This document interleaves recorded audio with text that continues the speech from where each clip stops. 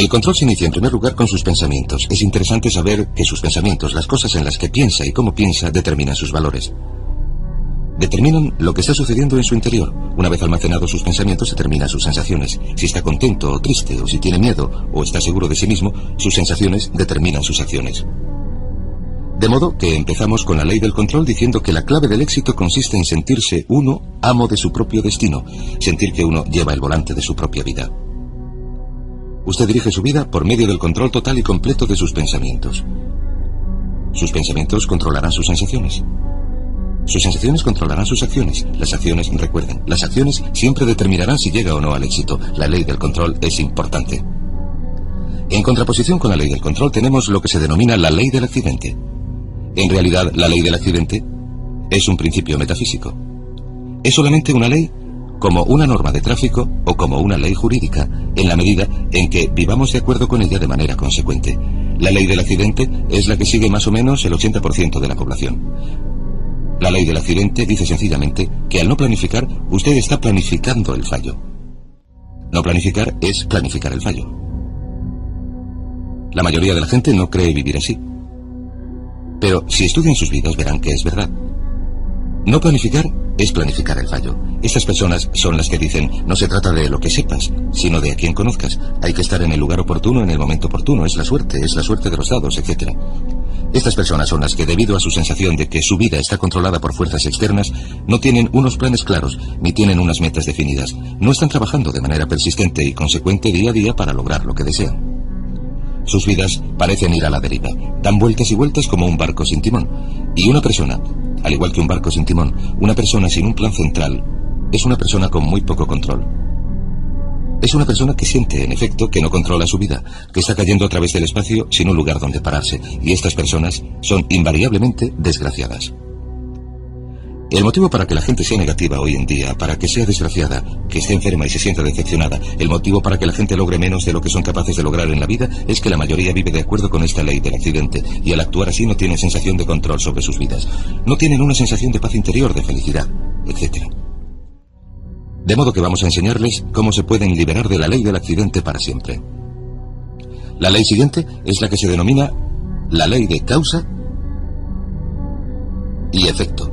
La ley de causa y efecto dice que para cada efecto en la vida hay una causa específica. Todo lo que sucede en el universo sucede por un motivo. Nada se produce por accidente. El fracaso no se produce por accidente. El éxito no se produce por accidente. La felicidad o la ausencia de ella son el resultado de causas y efectos en nuestras relaciones. Si se produce un efecto en su vida que le hace querer más éxito, más dinero, más felicidad, mejor salud, se puede buscar su origen en una causa. Todo progreso en la vida y en la sociedad humana tiene sus raíces en la identificación de las causas que hacen que queramos más o menos de algo y la modificación de las causas. Por supuesto, la ley de causa y efecto es la ley férrea del universo. Si lo prefieren, es la ley a la que podemos recurrir una y otra vez. Y muchas de nuestras leyes son una paráfrasis de esta ley férrea. También se conoce como la ley de la siembra y la cosecha. Lo que siembra será lo que recoja.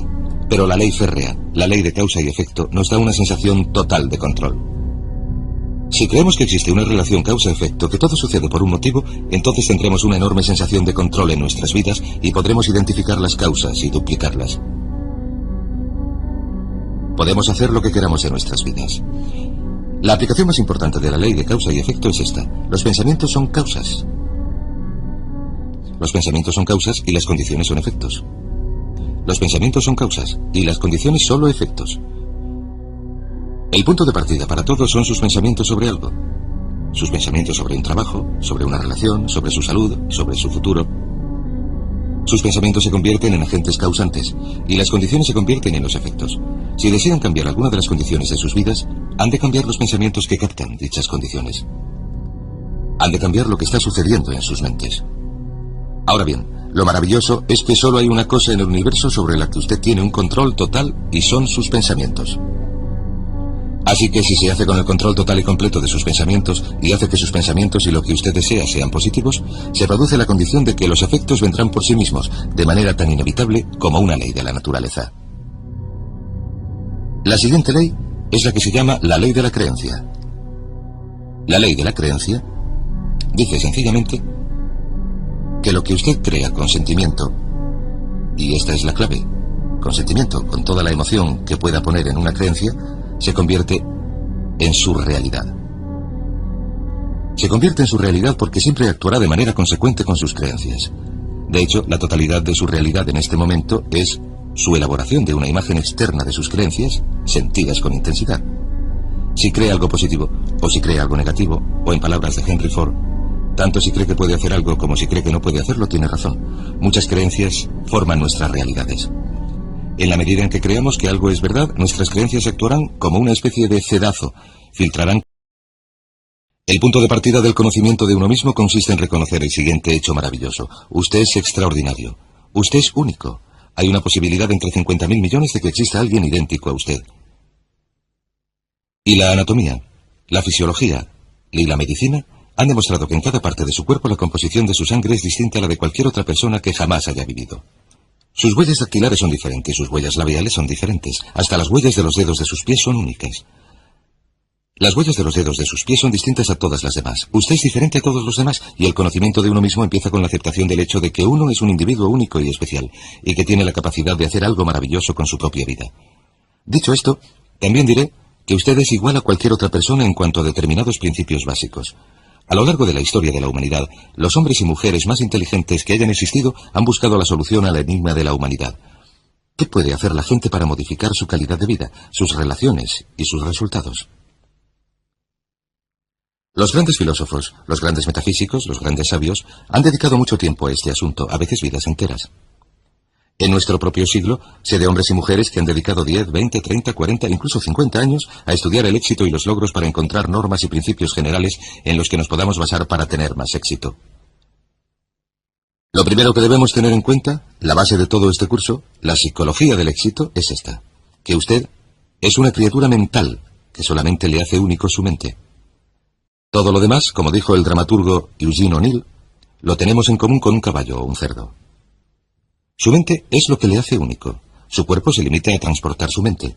Y al igual que la electricidad funciona según las leyes de la electricidad, la física funciona según las leyes de la física, y la naturaleza funciona según las leyes de la naturaleza. Hay ciertas leyes que determinan todo lo que a usted le sucede.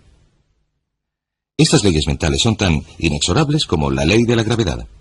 Funcionan ininterrumpidamente, y cualquier éxito que logre en la vida se deriva de vivir su vida en armonía con las leyes mentales básicas.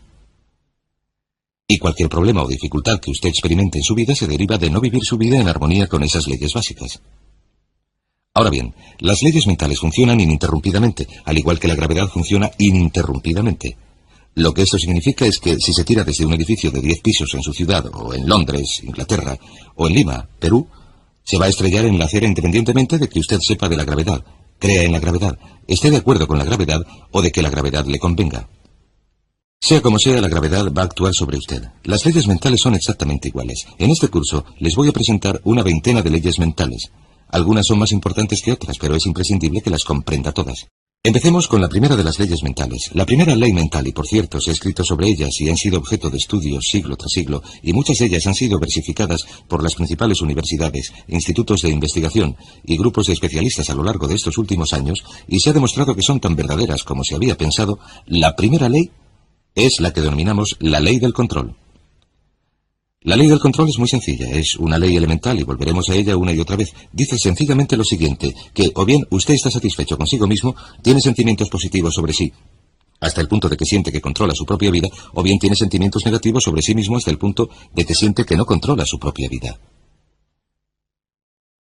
Lo que debe hacer es examinar su vida en este momento y preguntarse cuáles son los aspectos de su vida que considera que se le dan mejor, qué partes de su vida cree que controla mejor. Descubrirá que estas son las parcelas en las que se siente más feliz. Puesto que el bien máximo para el ser humano consiste en estar en un estado de felicidad que se expresa como serenidad y relaciones afectivas, el control es algo absolutamente esencial. Los psicólogos actuales dominan a esto la diferencia entre un foco de control interno, que supone la sensación de que uno domina su propia vida, en contraposición con un foco de control externo, que viene a ser una sensación de que algo ajeno a usted, sus facturas, sus relaciones, su trabajo, su salud, le controlan a usted de algún modo. De hecho, en la investigación sobre el emplazamiento del foco de control, y existen muchas pruebas que usted puede realizar para determinar cómo está usted situado en este gráfico en cuanto al foco de control y lo que hay en su vida que usted cree controlar más o menos, las personas con un foco de control interno muy marcado, los que obtienen muchos logros, tienen más éxitos, se autodeterminan en mayor medida, son más felices. El control se inicia en primer lugar con sus pensamientos. Es interesante saber que sus pensamientos, las cosas en las que piensa y cómo piensa, determinan sus valores. Determinan lo que está sucediendo en su interior. Una vez almacenados sus pensamientos, determinan sus sensaciones. Si está contento o triste, o si tiene miedo, o está seguro de sí mismo, sus sensaciones determinan sus acciones. De modo que empezamos con la ley del control diciendo que la clave del éxito consiste en sentirse uno amo de su propio destino, sentir que uno lleva el volante de su propia vida. Usted dirige su vida por medio del control total y completo de sus pensamientos. Sus pensamientos controlarán sus sensaciones. Sus sensaciones controlarán sus acciones. Las acciones, recuerden, las acciones siempre determinarán si llega o no al éxito. La ley del control es importante. En contraposición con la ley del control tenemos lo que se denomina la ley del accidente. En realidad, la ley del accidente es un principio metafísico. Es solamente una ley como una norma de tráfico o como una ley jurídica, en la medida en que vivamos de acuerdo con ella de manera consecuente. La ley del accidente es la que sigue más o menos el 80% de la población. La ley del accidente dice sencillamente que al no planificar, usted está planificando el fallo. No planificar es planificar el fallo. La mayoría de la gente no cree vivir así. Pero si estudian sus vidas verán que es verdad. No planificar es planificar el fallo. Estas personas son las que dicen, no se trata de lo que sepas, sino de a quién conozcas. Hay que estar en el lugar oportuno, en el momento oportuno. Es la suerte de los dados, etc. Estas personas son las que, debido a su sensación de que su vida está controlada por fuerzas externas, no tienen unos planes claros, ni tienen unas metas definidas. No están trabajando de manera persistente y consecuente día a día para lograr lo que desean. Sus vidas parecen ir a la deriva, dan vueltas y vueltas como un barco sin timón. Y una persona, al igual que un barco sin timón, una persona sin un plan central, es una persona con muy poco control. Es una persona que siente, en efecto, que no controla su vida, que está cayendo a través del espacio sin un lugar donde pararse, y estas personas son invariablemente desgraciadas. El motivo para que la gente sea negativa hoy en día, para que sea desgraciada, que esté enferma y se sienta decepcionada, el motivo para que la gente logre menos de lo que son capaces de lograr en la vida, es que la mayoría vive de acuerdo con esta ley del accidente, y al actuar así no tienen sensación de control sobre sus vidas. No tienen una sensación de paz interior, de felicidad, etc. De modo que vamos a enseñarles cómo se pueden liberar de la ley del accidente para siempre. La ley siguiente es la que se denomina la ley de causa y efecto. La ley de causa y efecto dice que para cada efecto en la vida hay una causa específica. Todo lo que sucede en el universo sucede por un motivo. Nada se produce por accidente. El fracaso no se produce por accidente. El éxito no se produce por accidente. La felicidad o la ausencia de ella son el resultado de causas y efectos en nuestras relaciones. Si se produce un efecto en su vida que le hace querer más éxito, más dinero, más felicidad, mejor salud, se puede buscar su origen en una causa. Todo progreso en la vida y en la sociedad humana tiene sus raíces en la identificación de las causas que hacen que queramos más o menos de algo y la modificación de las causas. Por supuesto, la ley de causa y efecto es la ley férrea del universo. Si lo prefieren, es la ley a la que podemos recurrir una y otra vez. Y muchas de nuestras leyes son una paráfrasis de esta ley férrea. También se conoce como la ley de la siembra y la cosecha. Lo que siembra será lo que recoja. Pero la ley férrea, la ley de causa y efecto, nos da una sensación total de control. Si creemos que existe una relación causa-efecto, que todo sucede por un motivo, entonces tendremos una enorme sensación de control en nuestras vidas y podremos identificar las causas y duplicarlas. Podemos hacer lo que queramos de nuestras vidas. La aplicación más importante de la ley de causa y efecto es esta. Los pensamientos son causas. Los pensamientos son causas y las condiciones son efectos. Los pensamientos son causas y las condiciones solo efectos. El punto de partida para todos son sus pensamientos sobre algo. Sus pensamientos sobre un trabajo, sobre una relación, sobre su salud, sobre su futuro.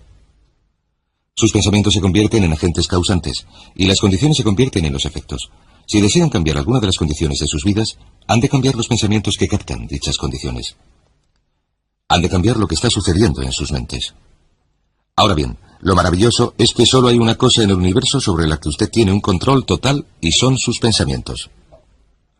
Así que si se hace con el control total y completo de sus pensamientos y hace que sus pensamientos y lo que usted desea sean positivos, se produce la condición de que los efectos vendrán por sí mismos, de manera tan inevitable como una ley de la naturaleza. La siguiente ley es la que se llama la ley de la creencia. La ley de la creencia dice sencillamente que lo que usted crea con sentimiento, y esta es la clave, con sentimiento, con toda la emoción que pueda poner en una creencia, se convierte en su realidad. Se convierte en su realidad porque siempre actuará de manera consecuente con sus creencias. De hecho, la totalidad de su realidad en este momento es su elaboración de una imagen externa de sus creencias, sentidas con intensidad. Si cree algo positivo, o si cree algo negativo, o en palabras de Henry Ford, tanto si cree que puede hacer algo como si cree que no puede hacerlo, tiene razón. Muchas creencias forman nuestras realidades. En la medida en que creamos que algo es verdad, nuestras creencias actuarán como una especie de cedazo, filtrarán cualquier información que no sea consecuente con nuestras creencias. Tenemos un deseo profundo en nuestro interior de ser consecuentes, de modo que siempre estamos intentando visualizar nuestro mundo, racionalizarlo, interpretar nuestro mundo de manera que sea consecuente con lo que hemos decidido creer. Desarrollamos puntos ciegos. No vemos las oportunidades. Estamos convencidos de que no hay oportunidades. No veremos las posibilidades de éxito mientras no creamos que el éxito es posible para nosotros. Sin embargo, si empezamos a modificar nuestras creencias, modificamos nuestra realidad. Permítame darles un ejemplo. Es la historia de un joven de un pequeño pueblo de los Estados Unidos. Es una historia verídica. Se publicó en una revista de psicología hace un par de años. Este chico sacó sobresalientes a lo largo de todos sus estudios secundarios. Cuando terminó estos estudios, hizo el examen de selectividad. Unas semanas después recibió una carta de la universidad que decía: ha obtenido una puntuación de 98 en la prueba de selectividad, por la presente queda admitido en la universidad. No sabía mucho sobre las pruebas de selectividad y pensó que el 98 se correspondía a un coeficiente de inteligencia. Un coeficiente de inteligencia de 98 es ligeramente inferior a la media y representa unos 20 puntos menos de los que se necesitan para entrar en la universidad. Él estaba convencido de esto y descartó toda la experiencia de sus estudios secundarios y todos sus sobresalientes. Estaba convencido de no estar capacitado para los estudios universitarios, pero se matriculó en la universidad en otoño.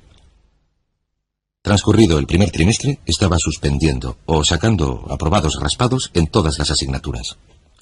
Su consejero le llamó y le preguntó: ¿qué te pasa? Sacaste muy buenas notas en la escuela secundaria y estas asignaturas solo están a un nivel de dificultad por encima de las del año pasado. ¿Tienes problemas con las chicas, con las drogas? ¿No te has adaptado? ¿Qué te pasa? Él contestó: verá, hago todo lo que puedo. No es mía la culpa. Solamente tengo un coeficiente de 98.